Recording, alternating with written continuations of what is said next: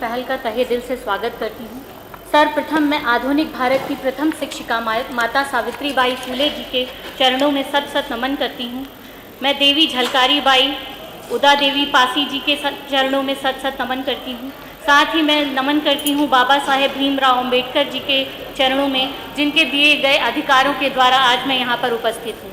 मैं धन्यवाद देना चाहती हूँ अपने पार्टी के राष्ट्रीय अध्यक्ष व नेता प्रतिपक्ष माननीय अखिलेश यादव जी का, जिन्होंने अपनी पार्टी में महिलाओं को बहुत बहुत सम्मान दिया और वो टाइम टू टाइम हमें इंकरेज और अप्रिशिएट करते रहते हैं।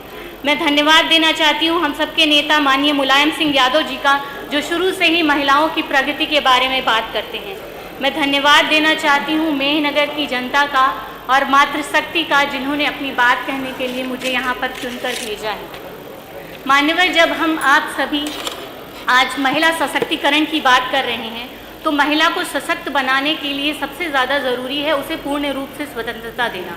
मान्यवर, आज महिलाओं का जो सशक्त होने की बात, किसी भी बंधन से मुक्त होकर पूर्ण रूप से अपने निर्णय लेने की आज़ादी हो। मान्यवर, हमारे समाज में कहीं भी महिला को निर्णय लेने की आज़ादी नहीं है। हर रूप में, हर अवस्था में, किसी न किसी रूप में एक पुरुष उसका निर्णय लेने के लिए तत्पर रहता है, चाहे वो पिता के रूप में हो, चाहे पति के रूप में हो, चाहे पुत्र के रूप में हो। कभी भी महिलाएं अपने निर्णयों को उस तरह से फुल्ली कॉन्फिडेंट होकर नहीं रख पाती और न ही परिवार या समाज उनके निर्णयों को उतना गंभीरता से लेता है। मान्यवर, हमें उसी आत्मनिर्भरता को, उसी कॉन्फिडेंस को महिलाओं में जगाना है। ये सरकार की जिम्मेदारी है कि महिलाओं को वो ज़रूरी कॉन्फिडेंस दे और ये ज़रूरी कॉन्फिडेंस लाने के लिए उन्हें आत्मनिर्भर करना होगा। मान्यवर, आत्मनिर्भरता के लिए साक्षरता बहुत ही ज़रूरी आयाम है। साक्षरता से मेरा मतलब सिर्फ पढ़ना लिखना या शिक्षित होना नहीं है। साक्षरता हमारे अधिकारों के लिए, हमारे कर्तव्यों के लिए हमें जागरूक करता है और समाज के विकास में एक आधार स्तंभ बनता है। मान्यवर, शिक्षा बहुत ज़्यादा ज़रूरी है। साक्षरता लोगों के लिए बहुत ज़्यादा ज़रूरी है। मान्यवर, जब हम आज घोषित अमृत काल में खड़े हैं, जो घोषित कर दिया गया है, सो कॉल्ड घोषित अमृत काल में जब खड़े हैं, तो वो हमारे जेंडर का जो हमारी लिटरेसी रेट है मान्यवर, पुरुष और महिलाओं में, वो 20% का डिफरेंस है उसमें अभी भी। और हम एजुकेशन को इतना ज़रूरी है क्योंकि only education can fill all the gaps of society discrimination. So we have to educate all the women. प्रदेश की महिलाओं को शिक्षित करने के लिए, उच्च शिक्षा प्रदान करने के लिए उन्हें सरकार कैसे इनकरेज कर रही है? मान्यवर, क्यों नहीं सरकार उच्च माध्यमिक शिक्षा, उच्च शिक्षाओं में सभी पूरे शिक्षाओं में महिलाओं के लिए 50% शुल्क मुक्त कर देती है। शुल्क मुक्त क्यों नहीं कर देती है पूरी उच्च शिक्षाओं को? उन्हें क्यों नहीं? और ये सरकार सुनिश्चित करे कि उत्तर प्रदेश में जितने भी केंद्रीय विश्वविद्यालय हैं उन्हें भी महिलाओं के लिए पूर्ण रूप से शुल्क मुक्त किया जाए। मान्यवर, उत्तर प्रदेश में 80 सीटें हैं लोकसभा की, इतना फेवर तो मुझे लगता है बनता ही है उत्तर प्रदेश का। वैसे भी मान्यवर, पिछड़े, दलित, वंचित और शोषित समाज की बेटियां उच्च शिक्षा दिलाने के लिए परिवार बड़ी मुश्किल से तैयार होता है और अपनी पूंजी लगाकर उन्हें उच्च शिक्षा प्रदान कराता है। और जब विश्वविद्यालय में 400% फीसें बढ़ जाती हैं मान्यवर, तो सरकार क्या चाहती है? क्या पिछड़ों, दलितों, वंचितों और शोषितों को शिक्षा से दूर करने की साजिश है सरकार की, ताकि हम अपनी आवाज़ ना उठा सकें, आंदोलन ना कर सकें? रोड पे आंदोलन हो रहे हैं, छात्र आंदोलन कर रहे हैं। किसी भी देश की स्ट्रेंथ होते हैं युवा को स्ट्रेंथन करने की बजाय हम और वीक कर रहे हैं। महिला सुरक्षा की बात होती है, बड़े स्ट्रेटेजिकली हमें ये कल 20 तारीख को प्रोवाइड कराया गया मिशन शक्ति, जिसमें बहुत अच्छे से दिया गया है नारी सुरक्षा, नारी सम्मान, नारी स्वावलंबन। नारी सुरक्षा कहाँ सुरक्षित है मान्यवर, ये मैं जानना चाहती हूँ। सर्वांगीण विकास के लिए भी बहुत ज़रूरी है सुरक्षा। और NCRB की रिपोर्ट के अनुसार मान्यवर, महिलाओं से हुए आपराधिक शिकायतों में 30% का इजाफा हुआ है। जो 2019-20 की रिपोर्ट है मान्यवर, उसमें 30% का इजाफा हुआ है। आजकल हर जगह सुर्खियां बनती जा रही हैं अखबार की, जिसमें महिला अपराध, महिला का बलात्कार, शोषण, उनके घरेलू हिंसा, ये सारी महिलाओं की सुरक्षा से संबंधित है। जो यहाँ पर लिखा गया है, सबसे पहला स्लोगन है नारी सुरक्षा। मुझे नहीं लगता नारी कहीं से भी इस सरकार में सुरक्षित है। राज्य के लिहाज से यूपी में न केवल ऊपर से ही, इनफैक्ट न केवल फर्स्ट है यूपी, बल्कि जो सेकंड नंबर पे दिल्ली है, उससे भी 5 गुना ज़्यादा शिकायतें आई हैं महिलाओं पे हो रहे अत्याचारों को लेकर। आए दिन सुर्खियां बनते जा रहे हैं। मात्र ये छाप देने से, मात्र ये लिख देने से कि महिला सुरक्षित है, महिला सुरक्षित नहीं हो सकती। मान्यवर, नारी सम्मान, नारी को सम्मान कब मिलेगा मान्यवर? दलित, पिछड़ा, वंचित, शोषित की बेटियां जब पैदा होती हैं तभी से उनका परिवार उनकी शादियों के लिए चिंतित रहता है कि किस तरह से सम्मानित तौर पे हम उनकी शादी कर सकें, पूरा अपना मान सम्मान, वो ज़मीन गिरवी रख देते हैं। और ये जो शादी अनुदान था वो थोड़ी सी हेल्प कर देता था उनमें उनकी, लेकिन जैसे ही वो अपने सम्मान की, अभी ये समाज अभी अपने सम्मान की बात कर ही रहा था, तब से आपने इसको बंद करके कुठाराघात कर दिया और उन्हें वापस से आप सामूहिक विवाह में आने की बात कर रहे हैं। मान्यवर, एक पिछड़ा, दलित, शोषित परिवार की जब बेटी खुद ही वो चाहते हैं कि हमें थोड़ा सा सम्मान तो अभी अभी मिलना शुरू हुआ है मान्यवर, और उसके बाद आप चाह रहे हैं कि उनकी बेटी सामूहिक विवाह में सम्मिलित हो जाए। मान्यवर, जहाँ भी देखें आबादी का, चाहे आबादी में हो, चाहे वोट देने के मामले में हो, हम पुरुषों से कहीं भी कम नहीं हैं। तो क्यों नहीं हमें हर जगह हिस्सेदारी भी 50% की दी जा रही। हर फील्ड में हमारी जब भागीदारी 50% की है तो हिस्सेदारी क्यों नहीं है 50% की? महिलाओं को हर जगह, चाहे वो नौकरियां हो, चाहे राजनीति, हर जगह क्यों नहीं 50% की हिस्सेदारी दी जा रही है मान्यवर? और इनफैक्ट मैं तो कहूँगी कि वर्टिकली उन्हें कैटेगराइज करके, जिस तरह से कैटेगराइज करके मिलती है आरक्षण, उसी तरह महिलाओं को भी कैटेगराइज करके क्यों नहीं सम्मान देना चाहिए, क्यों नहीं आरक्षण देना चाहिए? पिछड़ा, दलित, शोषित समाज की बेटी का, महिलाओं का उच्च पदों पर होना, आसीन होना बहुत बेहद ज़रूरी है मान्यवर। स्वावलंबन, यहाँ नारी स्वावलंबन की भी बात कही गई है मान्यवर। इसमें मैं जानना चाहती हूँ सरकार से कि कितनी नारियों को उन्होंने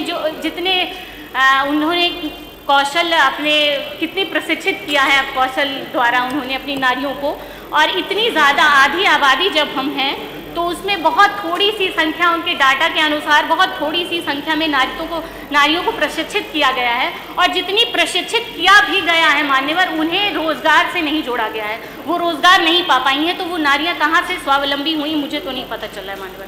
महिलाओं को जो कौशल केंद्र हैं उनमें किस तरह से, और महिलाओं के लिए वर्क प्लेस पर किस तरह से शोषण जिस तरह से हो रहे हैं उनके मान्यवर, इसके लिए सरकार को सोचना चाहिए। औपचारिक ही नहीं, इनफैक्ट अनौपचारिक जो सेक्टर्स हैं, जैसे हमारे घरेलू जो काम करने वाली महिलाएं हैं, और भी बहुत सारे अनौपचारिक सेक्टर हैं, उन पे महिलाओं की सुरक्षा के लिए सरकार क्यों नहीं कुछ करती? और इनमें ज़्यादातर दलित, पिछड़ा, शोषित महिलाएँ रहती हैं मान्यवर। मान्यवर, मैं कुछ सुझाव भी रखना चाहूँगी सरकार के सामने कि पुलिस बल में महिलाओं के लिए विशेष भर्ती अभियान चलाया जाए ताकि एक स्वतंत्र महिला पुलिस इकाई का निर्माण हो सके। मान्यवर, यूपी पुलिस बल में महिलाओं को 33%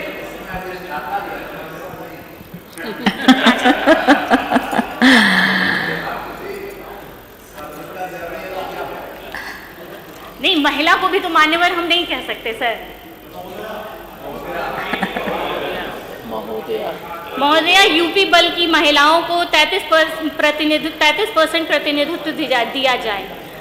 आत्मरक्षा प्रशिक्षण कार्यक्रम तहसील स्तर पर सभी स्कूलों और संस्थाओं में नियमगत अंतराल पर आयोजित किए जाएं। सभी गांवों में सीसीटीवी कैमरे और ड्रोन सर्विलांसेस की व्यवस्था स्थापित की जाए ताकि डबल यानी 100 और डायल 112 द्वारा मॉनिटरिंग और रिस्पॉन्स की व्यवस्था ऑटोमेटिक तरीके से हो सके।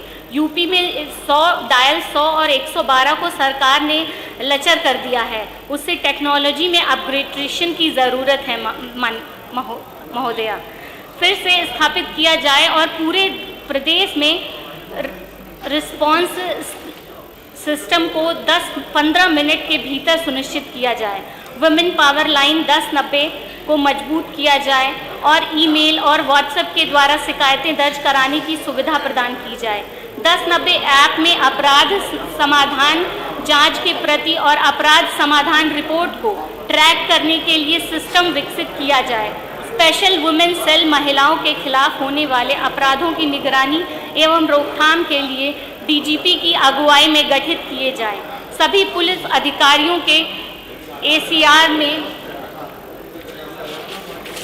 जेंडर सेंसिटिविटी का पता लगाने के लिए एक इंडेक्स बनाया जाए। समाजवादी पार्टी समाजवादी सरकार द्वारा स्थापित की गई आशा ज्योति केंद्र महिलाओं से संबंधित सभी मुद्दों के वन स्टॉप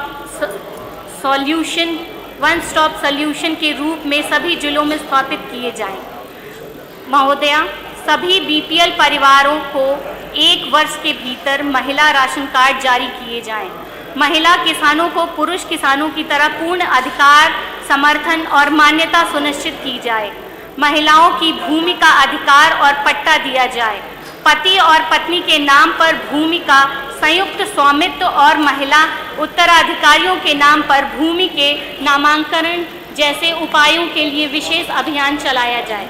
समाजवादी पेंशन योजना जरूरतमंद बीपीएल परिवारों की महिलाओं की सहायता के लिए 18,000 रुपये सालाना की दर से पेंशन योजना को दोबारा शुरू किया जाए। कन्या विद्याधन जो 12वीं पास छात्राओं को एक मुश्त 36,000 की राशि दी जाती थी, उसे वापस से चालू किया जाए। विधवा, विकलांग और अनाथ लड़कियों की शादी के लिए 2 लाख का अनुदान और एक घर दिया जाए। एसिड अटैक पीड़ितों को पुनर्विचार पैकेज दिया जाए, पुनर्निवास पैकेज दिया जाए। छात्राओं के लिए आवासीय मॉडल स्कूल सभी जिलों में विकसित किए जाए। सभी महिला फ्रंट लाइन कर्मचारियों को इलेक्ट्रिक स्कूटर उपलब्ध कराए जाएं। कौशल विकास, रोजगार और व्यक्तित्व विकास केंद्र सभी तहसील मुख्यालयों पर खोले जाएं। विशेष रूप से लड़कियों को कौशल युक्त बनाए जाएं। प्रति वर्ष 2 लाख लड़कियों को कौशल विकास कार्यक्रम प्रदान करने का लक्ष्य निर्धारित किया जाए। लड़कियों को प्रशिक्षण पाठ्यक्रम प्रदान करने वाले कॉलेज सभी 18 मंडलों में स्थापित किए जाएं। आवासीय छात्रावास बड़े शहरों में छात्राओं के लिए स्थापित किए जाएं। राज्य बसों में महिला छात्राओं के लिए मुफ्त यात्रा सुनिश्चित की जाए। लैपटॉप, टैबलेट वितरण में लड़कियों को 50% का प्रतिनिधित्व दिया जाए। हौसला पोषण मिशन गर्भवती महिलाओं और कुपोषित बच्चियों के लिए मिशन को दोबारा शुरू किया जाए। 108, 102 एम्बुलेंस नेटवर्क को उत्पन्न लाइफ सपोर्ट सिस्टम के साथ पुनर्जीवित और संवर्धित किया जाए। शिक्षा मित्र की बहाली और प्रशिक्षण कार्यक्रम के लिए विशेष अभियान चलाया जाए। शिक्षा मित्रों का पारिश्रम बढ़ाया जाए और उन्हें 3 साल के भीतर नियमित सरकारी नौकरियां प्रदान की जाएं। आशा कार्यकर्ताओं के लिए विशेष भर्ती और प्रशिक्षण अभियान चलाया जाए। आशा कार्यकर्ताओं को अन्य ग्रामीण सेवाओं के बराबर पारिश्रमिक दिया जाए। स्टेट माइक्रो फाइनेंस बैंक की स्थापना की जाए ताकि महिला कारीगरों और महिला शिल्पकारियों को आसन और बिना गारंटी के लोन दिया जा सके। महिला स्वयं सहायता समूह पर्यटन और ई-कॉमर्स प्लेटफॉर्म के माध्यम से स्थानीय हस्तशिल्प और पारंपरिक खाद्य उत्पादों को बढ़ावा देने के लिए स्वयं सहायता समूहों की स्थापना की जाए। सूक्ष्म कामधेनु योजना महिला डेयरी ऑपरेटरों के लिए विशेष प्रोत्साहन के साथ सूक्ष्म कामधेनु योजना को दोबारा शुरू किया जाए। मान्यवर, आज इतनी सारी रिक्त पदें हैं जिसमें मैं ये बताना चाहती हूँ कि महिला कर्मचारियों को भी हर जगह सब्सिडी, हर जगह आरक्षण देकर उनको किया जाए। मान्यवर, सचिवालय में महिला कर्मचारियों की संख्या बहुत ज़्यादा कम है कंपेयर टू पुरुष कर्मचारी। एक रिपोर्ट के मुताबिक मान्यवर सचिवालय में समूह क के जो 529 कर्मी हैं उनमें महिलाओं की संख्या सिर्फ 21 है। इसी तरह समूह ख में भी मान्यवर जो 2437 कर्मी हैं उनके सापेक्ष सिर्फ 410 महिलाएं हैं। इनमें भी मान्यवर हमें महिलाओं को आरक्षण दिया जाए और महिलाओं को अपने प्रतिनिधित्व को रखने का मौका दिया जाए। मान्यवर, मैं 2 पंक्तियां कह के अपनी बात समाप्त करना चाहती हूँ। अभी कितने लोग हुए अभी तक? आया समय उठो तुम नारी, युग निर्माण तुम्हें करना है। आजादी की खुदी नींव में तुम्हें प्रगति पत्थर भरना है। अपने को कमजोर न समझो, जननी हो संपूर्ण जगत की गौरव हो। साहस, त्याग, दया, ममता की तुम प्रतीक हो, अवतारी हो। वक्त पड़े तो लक्ष्मीबाई, वक्त पड़े तो झलकारी हो, आंधी हो तूफान